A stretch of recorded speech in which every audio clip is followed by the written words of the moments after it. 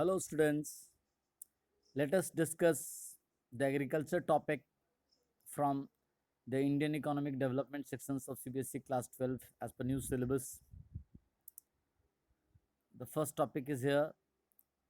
Here we are discussing the agriculture from 1947 to 1990. The first topic here is land reforms.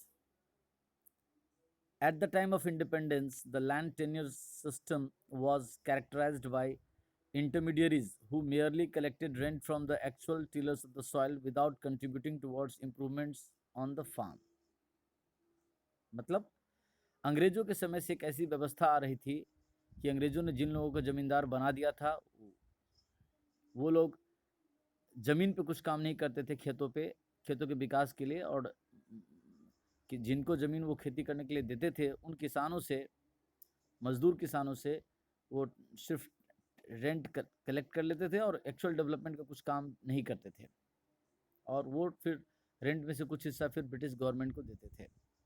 तो देश आज़ाद हो गया था लेकिन ये सिस्टम पहले वाला ही था, तो इसको बदलाव करना था। The low productivity of the agriculture sector forced India to import food from the United States of America. और जब देश आज़ाद हुआ था तो वो जो अंग्रेज़ों के समय से जो ज़मींदारी सिस्टम थी उसके कारण ज़मींदारों, ज़मीन का मालिक ज़मींदार और खेती करने वाले मजदूर ज़मीन के मालिक थे नहीं, तो कोई भी ध्यान लगा के ज़मींदार की नज़र सिर्फ रेंट कलेक्शन पे और किसानों की नज़र किसान जो मजदूर किसान थे, पीजेंट्स थे, टेनेंट थे, वो भी वफादारी से खेती नहीं करते थे। इसके कारण भारत का जो एग्रीकल्चर आउटपुट था वो काफ़ी कम था और हमको विदेश से, यूएसए से फूड इंपोर्ट करना पड़ता था उस समय। Equity in agriculture called for land reforms which primarily refer to change in the ownership of land holdings। और हमारे 5 ईयर प्लान्स, जो 5 ईयर गोल्स, 5 ईयर प्लानिंग के जो लॉन्ग टर्म गोल्स उसमें एक था इक्विटी। तो वो एग्रीकल्चर में भी वो इक्विटी लाना था। वो कैसे होता? तो लैंड रिफॉर्म्स ला करके, which primarily refer to change in the ownership of land holdings. और वो था कि जमीन के मालिकाना हक में बदलाव लाना।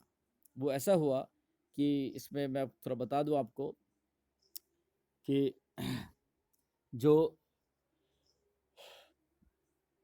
एक्सक्यूज में जो रिच लैंडलॉर्ड थे, ज़मींदार थे, उनसे ज़मीन छीन ली गई। एक निश्चित सीमा तक ही ज़मीन उनके पास रहना, उनके मतलब मैक्सिमम लैंड कितना होल्ड कर सकते उसका एक रूल बना करके उससे एक्सेस जो भी लैंड जिसके पास था, खास करके ज़मींदार लोगों के पास, उनसे गवर्नमेंट ने छीन लिया।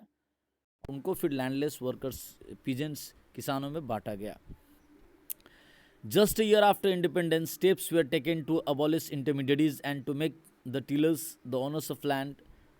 मतलब आज़ादी के कुछ ही सालों बाद से ये प्रथा शुरू की गई, सुधार का सिस्टम स्टार्ट हुआ। जो लैंड ओनर्स थे, जो ज़मींदार थे, उनसे ज़मीन छीन करके सीधे डायरेक्ट जो किसान खेती करते थे उनको ज़मीन का मालिक बनाया गया, और वो डायरेक्टली टैक्स गवर्नमेंट को जमा देंगे, बीच में कोई मिडिल मैन नहीं होंगे, इंटरमीडिएटीज नहीं होगी। ऐसा प्रयास शुरू किया गया।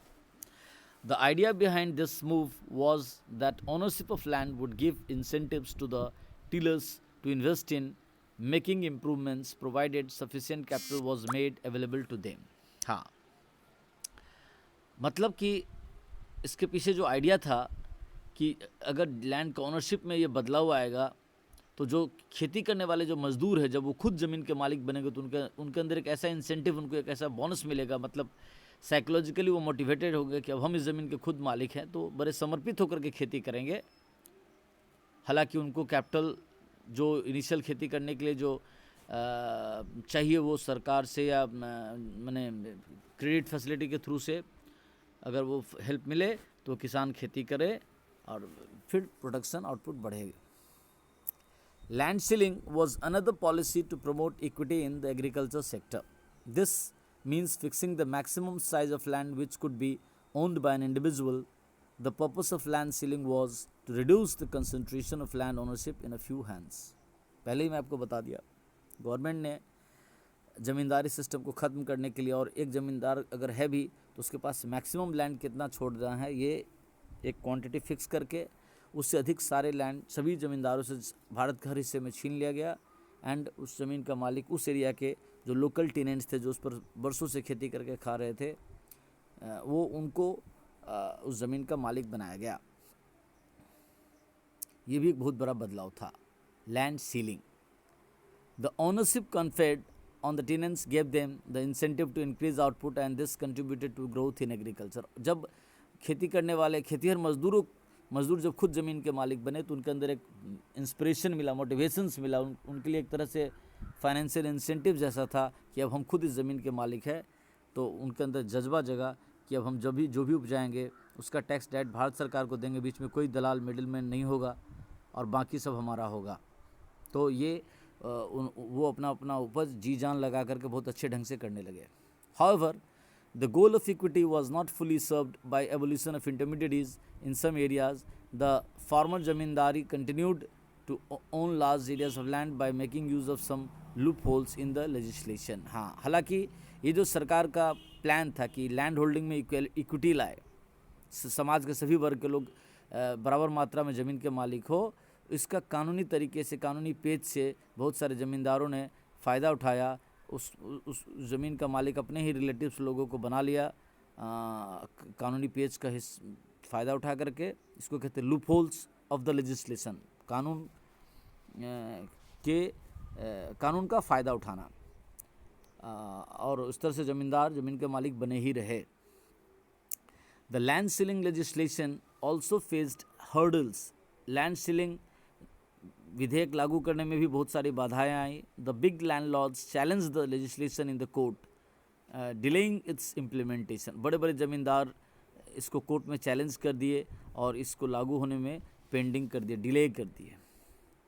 दे used this delay to register their lands in the names of close relatives, thereby escaping from the legislation. और बड़े बड़े ज़मींदारों ने इस कोर्ट में केस फाइल करके केस को डिले कर दिया, सरकार का लेजिस्लेशन लागू नहीं होने दिया, और इधर इस बीच में उसका फ़ायदा उठा करके वो अपने क्लोज रिलेटिव्स लोगों को ज़मीन का मालिक बनाने लगे, और इस तरह से ज़मीन उनके पास ही रह गई, सरकार उससे ज़मीन नहीं छीन पाई।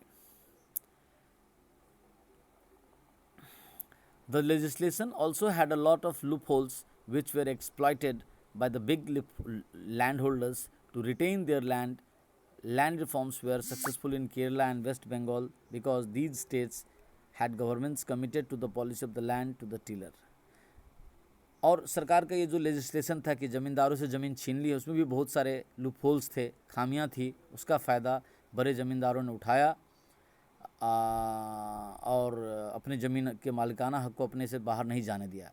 हालांकि उस समय के लैंड रिफॉर्म्स बड़े अच्छे ढंग से केरला और वेस्ट बंगाल में लागू हुआ, क्योंकि वहाँ की जो स्टेट गवर्नमेंट्स थी वो बाकी काफ़ी कमिटेड थी, समर्पित थी कि हमको किसी भी हाल में ज़मींदारों से ज़मीन छीन के बाकी समाज में बांटना है। The green revolution. India's agriculture vitally depends on the monsoon and if the monsoon fell short the farmers were in trouble unless they had access to irrigation facilities which very few had. मतलब भारतीय कृषि मुख्य तौर पर monsoon पर depend करती है। अगर मानसून कम हो गया या मानसून ज़रूरत से ज़्यादा हो गया, कम हुआ तो भी फसल खराब, ज़रूरत से ज़्यादा हो गई तो भी फसल डूब जाने से फसल खराब। तो यानी फार्मर्स के पास प्रॉपर इरिगेशन फैसिलिटीज़ का अभाव था या बहुत कम लोगों के पास था। The stagnation in agriculture during the colonial rule was permanently broken by the Green Revolution।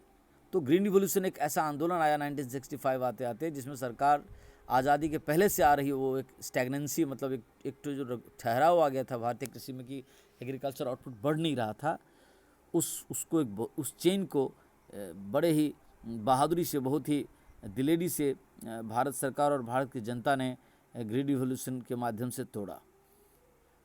Lal Bahadur Shastri ने देश को मोटिवेट किया कि हम हफ्ते में एक दिन व्रत करेंगे और ज़मीन का कोई भी कोना खाली नहीं छोड़ेंगे, कुछ भी पॉजिटिव भोजन योग्य पदार्थ, फल, सब्जी, अनाज आदि की खेती करे, कोई ज़मीन बेकार न पड़ा रहने दे। ये आंदोलन, ये मोटिवेशन उनका 1900 रेडियो से, आकाशवाणी से हुआ था देश के लोगों को, और बड़ा ही काम कर गया।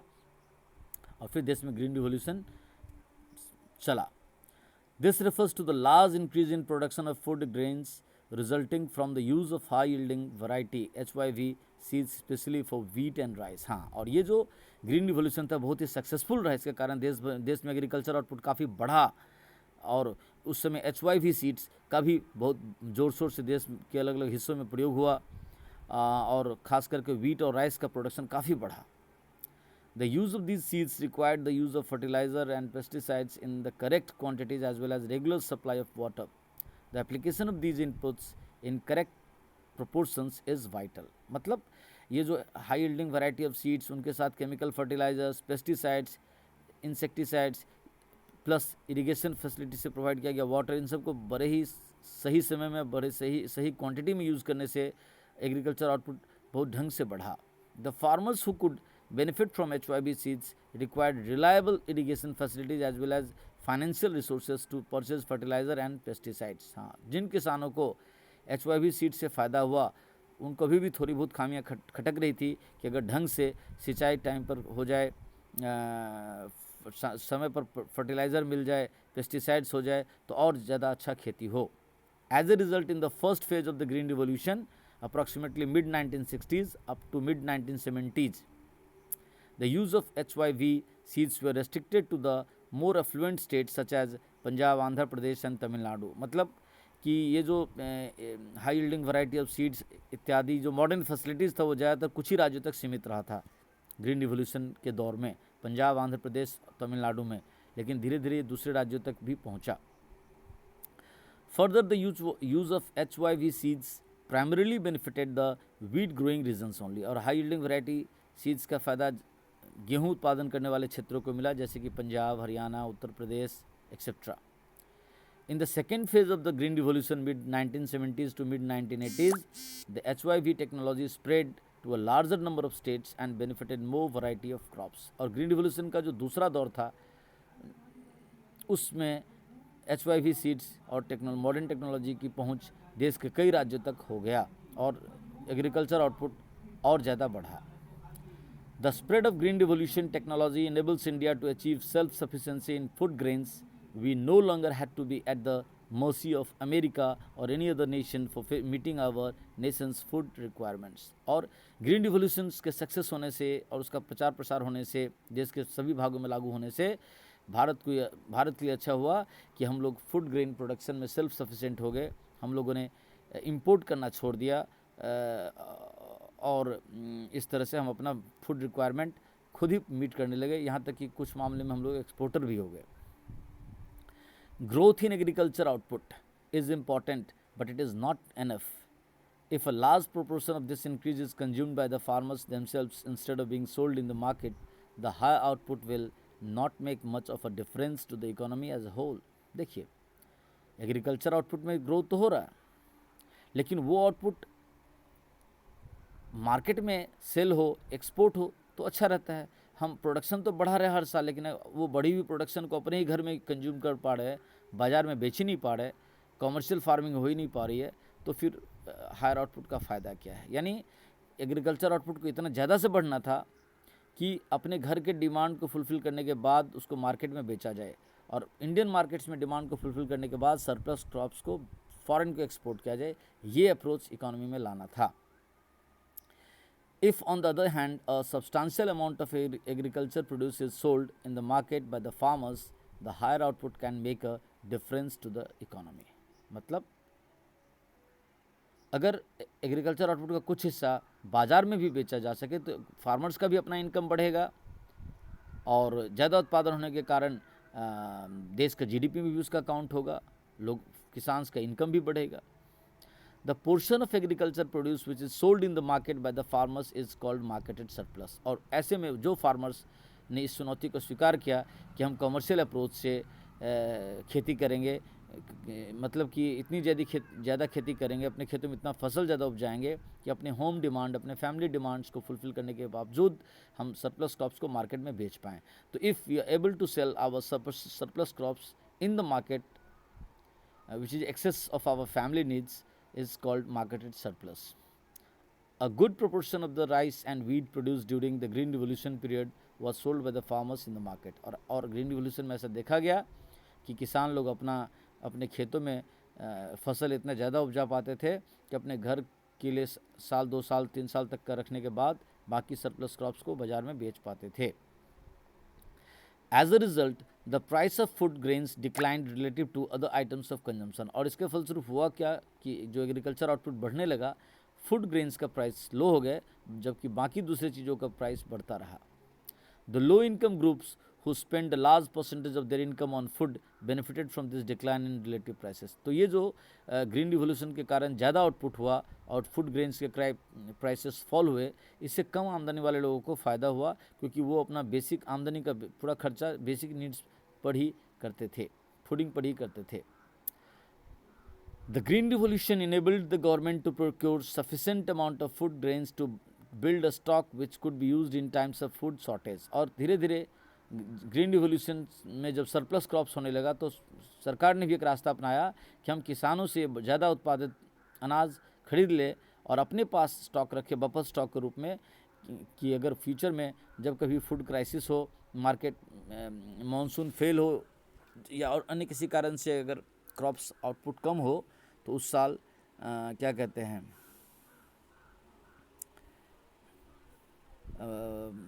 फूड शॉर्टेज को अपने यहाँ जो बफर स्टॉक में रखा हुआ है वहाँ से मीट कर सके। इसीलिए गवर्नमेंट का, मैं आपको बता दूँ, इसलिए गवर्नमेंट ने FCI food corporation of India की स्थापना की। और आप देखोगे भारत के हर ब्लॉक्स में उसके ऑफिसेस हैं जो किसानों से डायरेक्ट खरीद लेती है, तो शायद पंचायत लेवल पर ये खरीद होती है। While the nation had immensely benefited from the green revolution, the technology involved was not free from risks। हालांकि ग्रीन रिवोल्यूशन से भारत देश को बड़ा फ़ायदा हुआ, लेकिन इसमें जो टेक्नोलॉजी था उसमें भी जोखिम था। One such risk was the possibility that it would increase the disparities between small and big farmers, since only the big farmers could afford the required inputs, thereby reaping most of the benefits of the green revolution। यानी खेती करने के लिए जो machines चाहिए थे, जो tractors चाहिए थे, जो भी इम्प्लीमेंट्स चाहिए थे, टूल्स, टेक्नोलॉजी मॉडर्न, वो बड़े बड़े ही किसान खरीद पाएँ और छोटे किसान वो अफोर्ड नहीं कर पाते थे। इसलिए ग्रीन रिवोल्यूशन के समय जो मॉडर्न टेक्नोलॉजी बाज़ार में आया उसका ज़्यादातर फ़ायदा बेनिफिट्स बड़े किसान को ही मिला। Moreover the HYV crops were also more prone to attack by pests and the small farmers who adopted this technology could lose everything in the pest attack। हाँ, ये जो HYV क्रॉप्स था, इस पे कीटाणुओं का अटैक बड़ा आसानी से होता था, और ऐसे में छोटे किसान जो सिर्फ HYV सीड्स खरीदते थे और पेस्ट्स ये सब पे पैसा खर्चा नहीं कर पाते थे, उनके फसल पे यदि कीटाणुओं का अटैक हो जाए तो फिर उन्हें बड़ा लॉस होता था। Fortunately These fears did not come true because of the steps taken by the government। लेकिन ये सब जो डर था लोगों में या एक आध घटना जो घटी थी कहीं कहीं, सरकार ने इसके लिए प्रॉपर एक्शन लिया। The government provided loans at a low interest rate to small farmers. इस भारत सरकार ने गरीब किसानों को भी कर्जा की फैसिलिटी धीरे धीरे पहुंचाई, एंड सब्सिडाइज्ड फर्टिलाइजर्स को सस्ते दर पर लोगों को बेचा, so that small farmers could also have access to the needed inputs. और धीरे धीरे ऐसा हुआ देश में कि गरीब तबका के किसान भी, छोटे किसान भी सारे modern facilities, modern tools, modern technology, fertilisers, pesticides etcetera खरीद सकने लगे।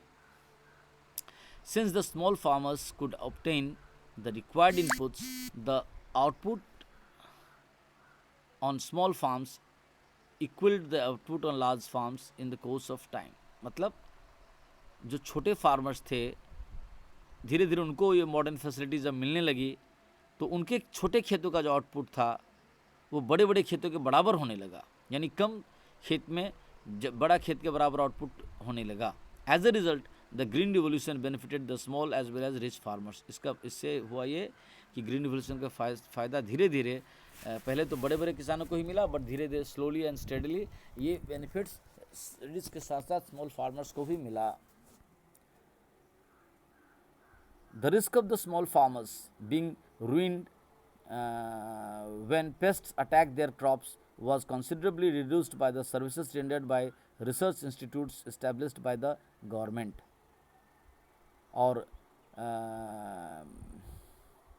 जो पेस्ट्स, जो कीटाणु के कारण या कीड़े मकोड़े के कारण किसानों का फसल नाश होता था, वो भी धीरे धीरे कम होने लगा, क्योंकि रिसर्च इंस्टीट्यूट्स धीरे धीरे ऐसे आविष्कार करने लगे, ऐसे चीज़ निकाल के बाज़ार में बेचने लगे जिसका छिड़काव करने से, जिसका स्प्रे करने से फसल नष्ट कम होने लगा।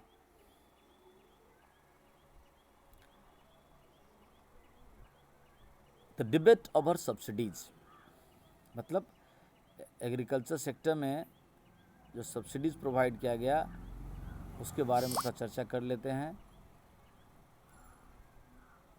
It is generally agreed that it was necessary to use subsidies to provide an incentive for adoption of the new HYV technology by farmers in general and small farmers in particular। मतलब छोटे